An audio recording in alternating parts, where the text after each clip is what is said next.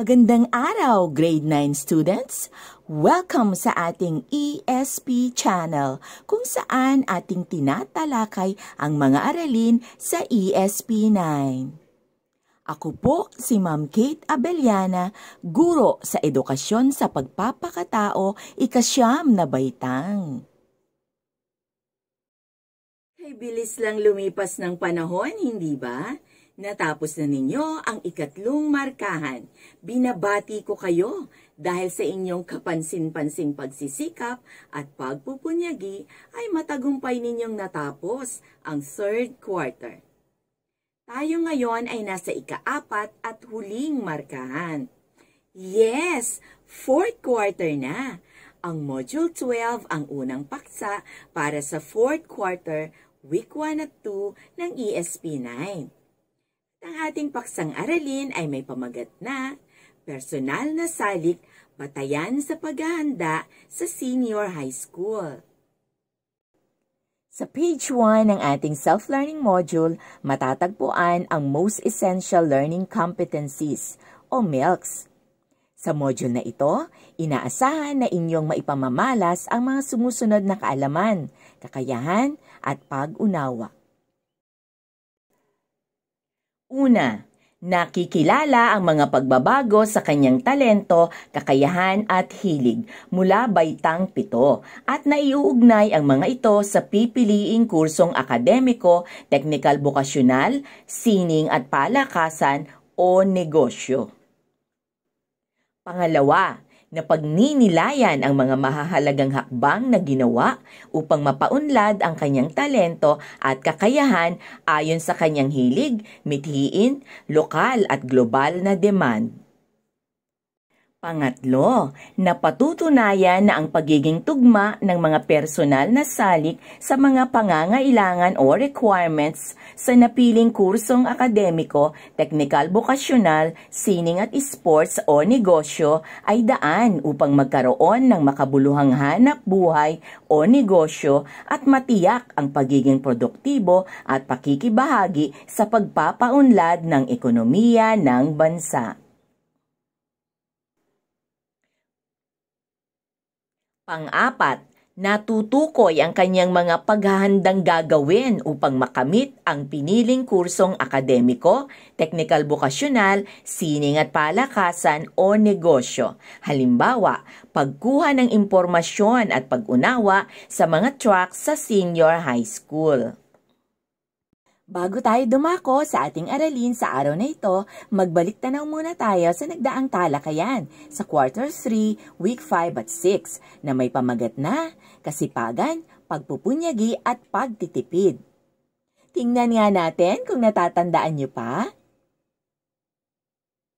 Panuto, piliin ang tamang sagot. Una, ito ang pumipigil o humahadlang sa tao upang siya ay magtagumpay. A. Kasipagan. B. Katamaran. C. Pagpupunyagi. D. Pagtitipid. E. Pag-iimpok. Ang tamang sagot ay katamaran. Tama ba ang hula ninyo? Mahusay! Pangalawa, ito ay tumutukoy sa taong ayaw gumastos ng pera sa mga bagay na walang saysay. A. Kasipagan. B. Katamaran. C. Pagpupunyagi. D. Pagtitipid. E. Pag-iimpok. Ang tamang sagot ay pagtitipid. Pangatlo, ito ay tumutukoy sa taong may tiyaga at nagpapatuloy sa gawain sa kabila ng mga hadlang at pagsubok sa buhay. A. Kasipagan. B. Katamaran. C. Pagpupunyagi. D. Pagtitipid. E. Pag-iimpok. Ang tamang sagot ay pagpupunyagi. Pang-apat, ito ay kailangan gawin ng tao upang siya'y may magamit sa oras ng pangangailangan, lalo na sa panahon ng pagre-retiro. A. Kasipagan. B. Katamaran. C. Pagpupunyagi. D. Pagtitipid. E. Pag-iimpok. Ang tamang sagot ay pag-iimpok. Panlima, ito ay tumutukoy sa pagsisikap na gawin o tapusin ang isang gawain sa takdang oras at ang resulta nito ay mayroong kalidad. A. Kasipagan, B. Katamaran, C. Pagpupunyagi, D. Pagtitipid, E. Pag-iimpok. Ang tamang sagot ay kasipagan. Naka-perfect ba kayo? Magaling! Yan ang mga mahahalagang konsepto na tinalakay mula sa nagdaang aralin. Ngayon naman, dadako na tayo sa mga gawain na nakasulat sa ating self-learning module, Q4, Week 1 at 2, page 3 to 6. Tungkol sa personal na salik batayan sa paghahanda sa senior high school. Paalala, inaasahan sa mga mag-aaral na ang mga gawaing ito ay inyong matatapos at maipapasa sa takdang oras na itinalaga ng inyong guro sa ESP. Gawain 1. Pagpili ng kurso batay sa personal na salik. Panuto, puna ng chart ng mga katangiang taglay mo at kung ano ang kurso at trabaho na angkop sa iyo. Gawing gabay ang nakasulat na halimbawa sa chart. At huwag kakalimutan na sagutan ang dalawang tanong na bahagi pa rin ng gawain 1. Paalala, sa inyong pagsulat, siguraduhing buo ang pangungusap. May tamang bantas, angkop at makabuluhan ang inyong mga sagot. Gawain 2. Mga hakbang upang mapaunlad ang talento at kakayahan.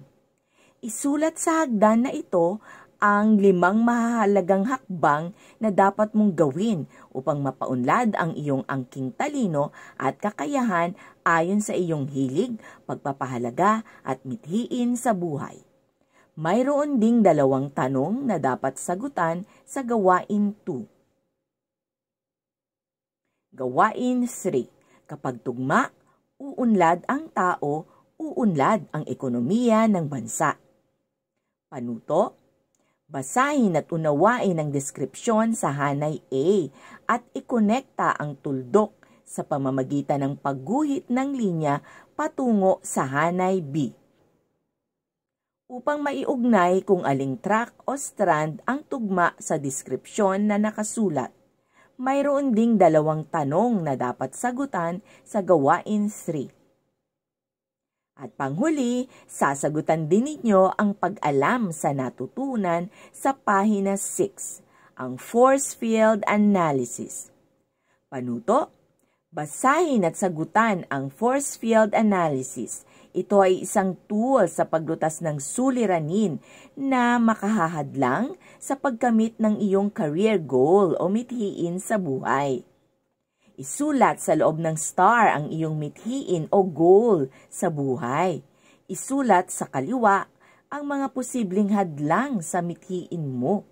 At isulat din sa gawing kanan ang mga solusyon upang mapagtagumpayan mo ang mga hadlang. Isulat din sa ibaba ang mga tao na makatutulong sa iyo upang makamit mo ang goal mo sa buhay. At syempre, mayroon ding 2 tanong na dapat mong sagutan sa gawain ito. Napakaganda ng activity na ito, di ba? Kung ngayon pa lang ma-identify mo na ang mga problema na posibleng kakaharapin mo sa future, edi ngayon pa lang mapaghahandaan mo na ang mga solusyon. Importante ang paghahanda para maging matagumpay ang kinabukasan. Naintindihan na po ba kung paano sasagutan ang inyong mga gawain sa self-learning module Q4 Week 1 at 2 tungkol sa personal na salik batayan sa paghahanda sa senior high school? Kung may karagdagang katanungan o mga bagay na nais pang linawin, maaari kayong makipag-ugnayan sa inyong guro sa edukasyon sa pagpapakatao. Ngayon naman, dumako na tayo sa ating aralin sa araw na ito. Handa na ba kayo? Tara, Simulan na natin!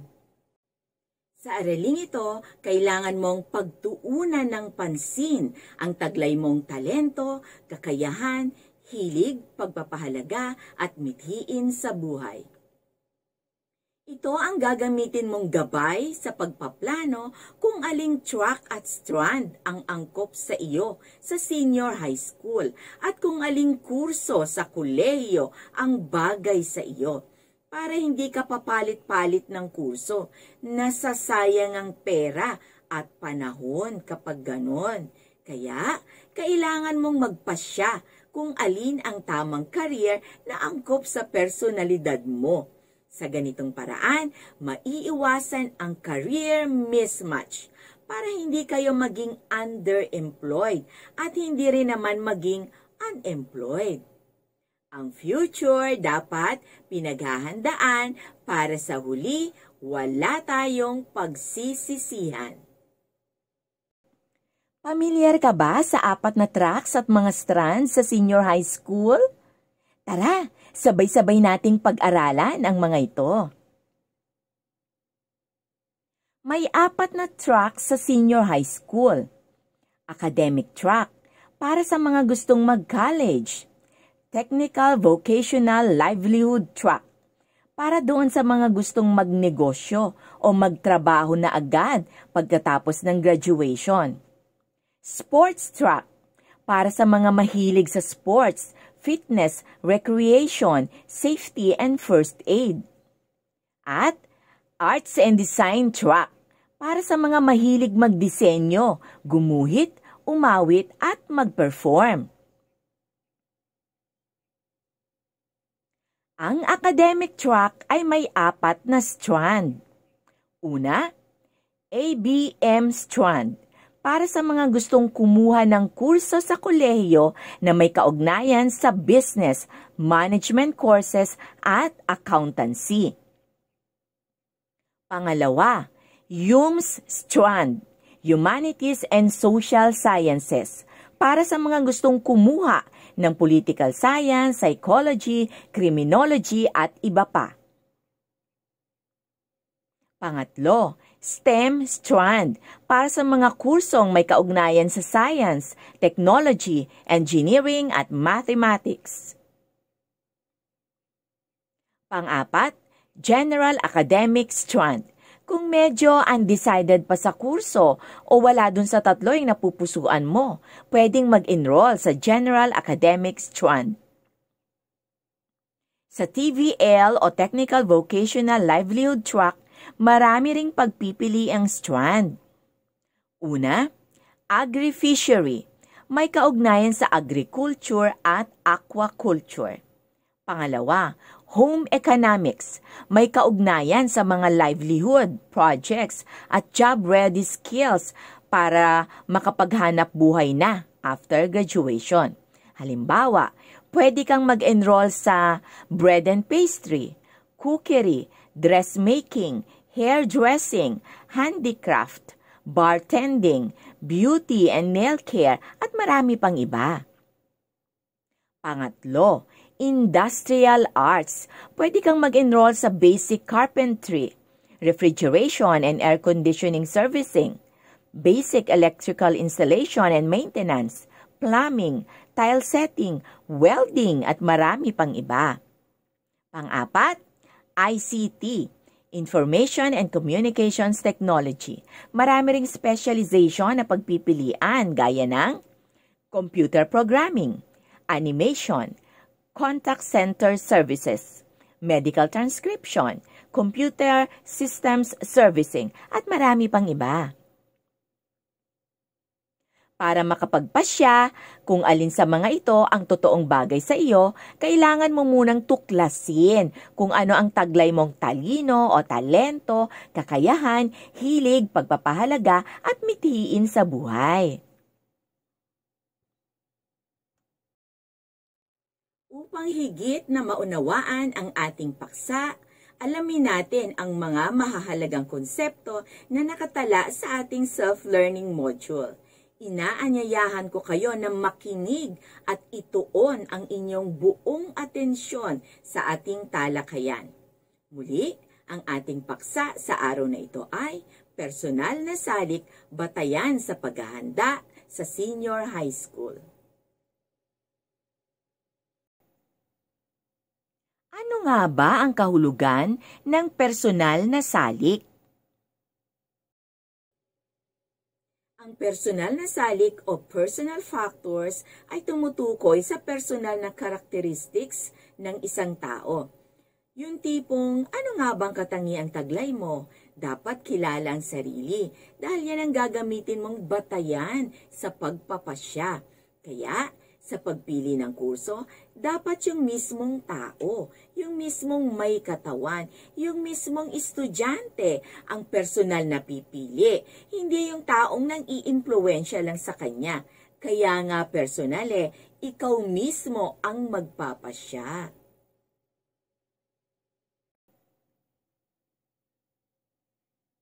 Sa araling ito, tatalakayin natin ang 5 personal na salik na makatutulong sa pagpili mo ng track at strand sa senior high school. Ang mga ito ay talino, kasanayan, hilig, pagpapahalaga, mithiin. Ang talino o talento ay tumutukoy sa dunong o talas ng pag-iisip ng tao. Ito ay isang pambihirang biyaya at likas na kakayahan na kailangang tuklasin. Ito ay mahusay na gamiting batayan sa pagpili ng tamang track at strand sa senior high school.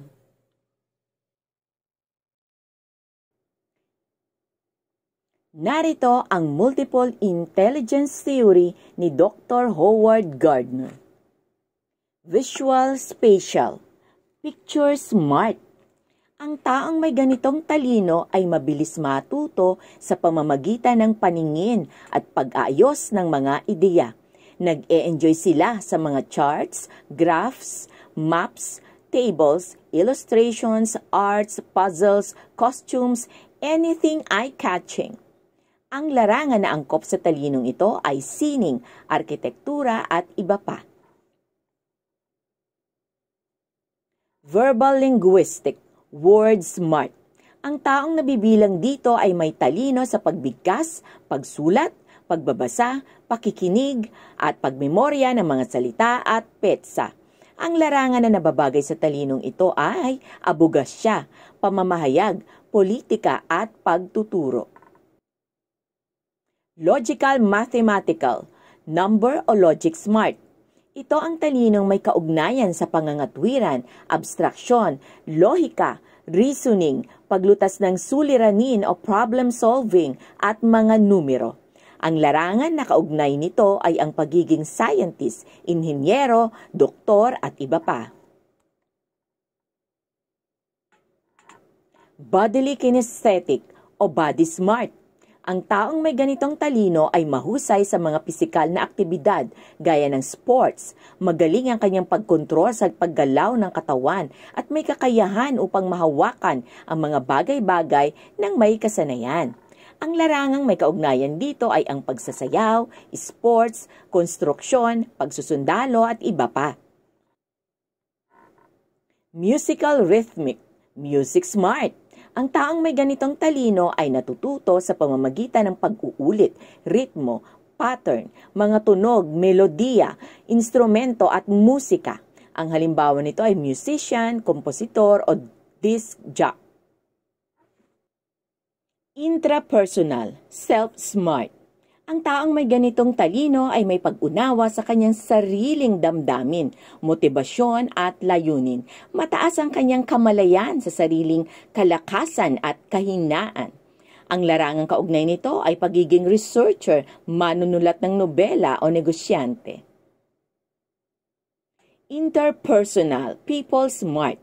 Ito ay tumutukoy sa talino sa pakikipag-ugnayan sa kapwa o interaksyon. Kadalasan siya ay nababagay sa mga larangan ng politika, kalakalan, pamamahala, pagtuturo at social work. Naturalist, Nature Smart.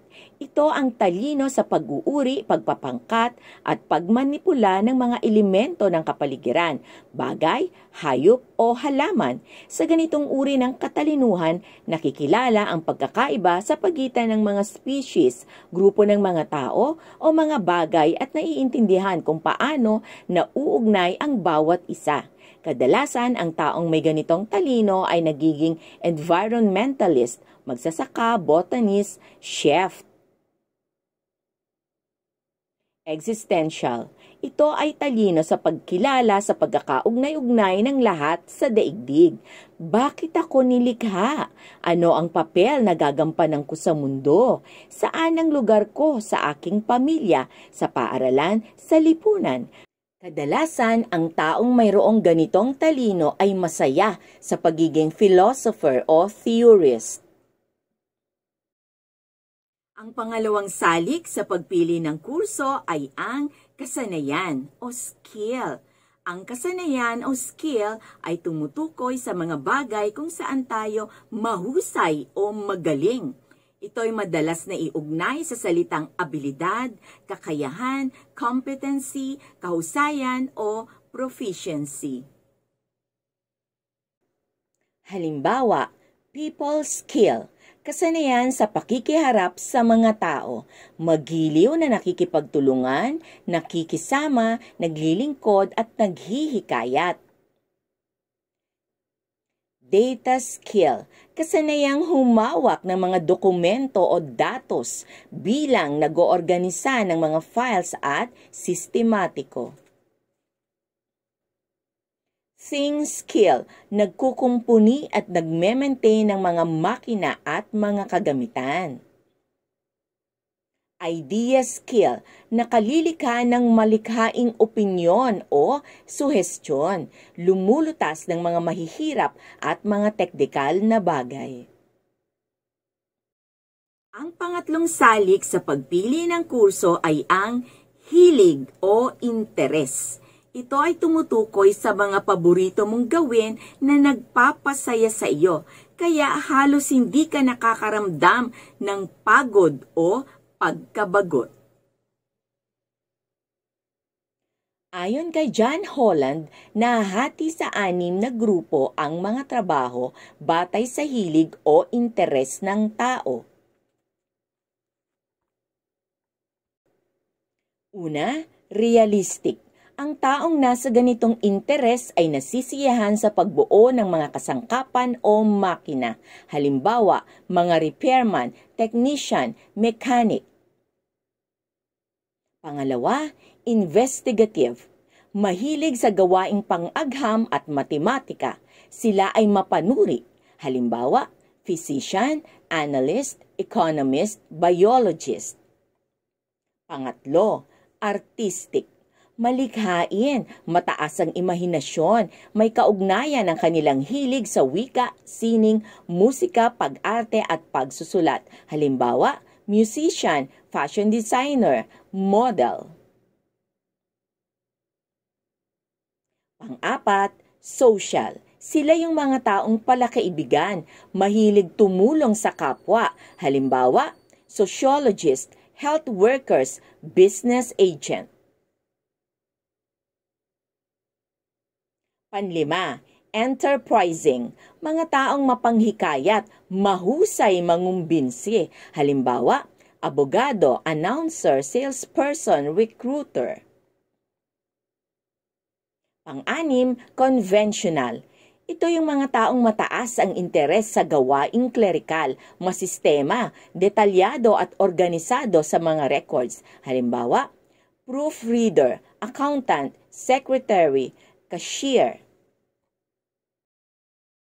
Pang-apat na salik sa pagpili ng kurso ay ang pagpapahalaga.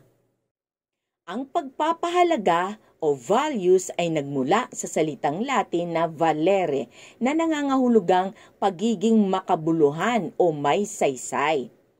Ang itinuturing ng tao na makabuluhan para sa kanya ang siyang nagtutulak sa tao para magsikap, magpursige at magpatuloy sa kabila ng iba't ibang problema o pagsubok na humahadlang sa tao upang maabot niya ang kanyang mga pangarap sa buhay.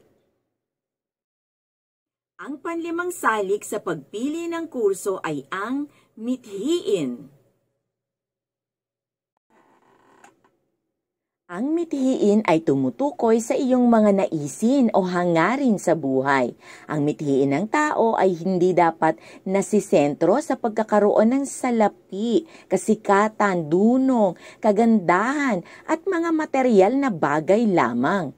Kailangan ay isipin rin ang pagmamalasakit sa kapwa, lalo na sa mga dukha, pag-iingat sa kapaligiran, pagsuporta sa mga makabuluhang proyekto ng pamahalaan, pagkilala at pasasalamat sa Diyos na siyang lumikha ng lahat. Natatandaan po ba ang 5 salik na makatutulong sa pagpili ng kurso? Kung oo ang iyong sagot, magaling! Reviewin nga natin. Mga salik sa pagpili ng tamang kurso. Una, ito ay tumutukoy sa dunong, abilidad at kakayahan ng tao na nagmula sa Diyos. Ang tamang sagot ay talino. Pangalawa, ito ay nagmula sa salitang valere na nangangahulugang makabuluhan o may saysay. Ang tamang sagot ay pagpapahalaga. Pangatlo, ito ay tumutukoy sa iyong mga naisin o hangarin sa buhay. Ang tamang sagot ay mithiin. Pang-apat, ito ay tumutukoy sa mga paborito mong gawain na nagpapasaya sa iyo, kaya halos hindi ka nakakaramdam ng pagod at pagkabagot. Ang tamang sagot ay hilig. Panghuli, ito ay tumutukoy sa mga bagay kung saan tayo mahusay o magaling. Ito ay madalas ding naiuugnay sa salitang abilidad, kakayahan at kahusayan. Ang tamang sagot ay kasanayan. Tama ba ang inyong mga sagot? Very good! Kung hindi naman, maaari nyo pang balikan at panoorin muli ang video lesson na ito. Isang aralin na naman ang ating natalakay sa araw na ito. Nawa ay marami kayong naalala, naunawaan at natutunan upang magamit ninyong gabay sa pagpili ng kurso sa senior high school, sa kolehiyo at maging sa trabaho. At upang malaman kung talagang nakinig kayo, sagutan muna natin ang pagninilay sa page 7. Pagninilay. Panuto, punan ang patlang ng mga angkop na salita upang mabuo ang kaisipan o mensahe nito. Una, ano ang pangarap mong trabaho sa hinaharap at bakit ito ang iyong nais? Pangalawa, upang matupad mo ang pangarap na ito, ano ang dapat mong gawin? Pangatlo, upang hindi mahadlangan ang iyong mga pangarap sa buhay, ano ang dapat mong iwasan? Halimbawa, maagang pag-aasawa, teenage pregnancy, masamang barkada, bisyo, pagsuway sa magulang at marami pang iba. Pang-apat, kapag natupad mo na ang iyong mithiin sa buhay, ano ang dapat mong gawin? Baka naman pwede mong i-share ang blessings. Panlima, bilang pasasalamat sa Diyos at sa mga taong tumulong sa iyo, ano ang maipapangako mo? Yung iba kasi, kapag nakapagtapos na, nag-aasawa agad, hindi man lang nakakatulong sa mga magulang. Kaya yung kaawa-awang magulang o guardian na naghirap at iginapang ang pag-aaral ng anak, wala na, kinalimutan na. Sana hindi kayo maging katulad nila. mga walang pagtanaw ng utang na loob, hindi mapagmalasakit at hindi sila mapagmahal sa magulang. Magsilbi sana itong paalala sa inyo. Inaasahan ko na matapos ninyong sagutan ang pagninilay na ito ay malilinang sa inyo ang mabuting pagkatao. Ang mga mahalagang konsepto na ating tinalakay ngayon ay matatagpuan din sa ating self-learning module, ESP9, Q4, Week 1 at 2. Maaari rin ninyong balikan at panooring muli ang video na ito upang higit na maunawaan ang talakayan at upang matanim sa inyong isipan ang mga mahahalagang salik sa pagpili ng kurso. Mayroon ding maikling pagsusulit na ibibigay ang inyong guro matapos ninyong mapanood ang video na ito upang masukat ang inyong mga natutunan. Para naman sa ating mga magulang at guardian, maraming salamat po sa inyong pakikiisa. Kayo ang dahilan kung bakit matagumpay ang blended learning sa ating paaralan. Nawa ay patuloy po nating gabayan, i-encourage, i-motivate ang inyong mga anak upang higit silang ma-inspire sa kanilang pag-aaral. Lagi nating tandaan, sa pagpili ng kurso, dapat may matibay na batayan. Ang inyong talino, skills, hilig, pagpapahalaga at mithiin ay makatutulong upang makalikha ng matalinong pagpapasya. Isama mo na rin ang pinansyal na katayuan o pinansyal na kakayahan ng pamilya, mga scholarship grants at mga in-demand na trabaho sa ating bansa upang pagka-graduate mo, may tiyak kang trabaho na naghihintay sa iyo. Ito ang paraan upang magkaroon ng makabuluhang hanap buhay sa hinaharap, upang maging produktibong manggagawa na makatutulong upang maiangat ang ekonomiya ng ating bansa. Muli, ako po si Ma'am Kate Abellana, guro sa ESP9. Maraming salamat sa inyong panunood. Hanggang sa muli, paalam!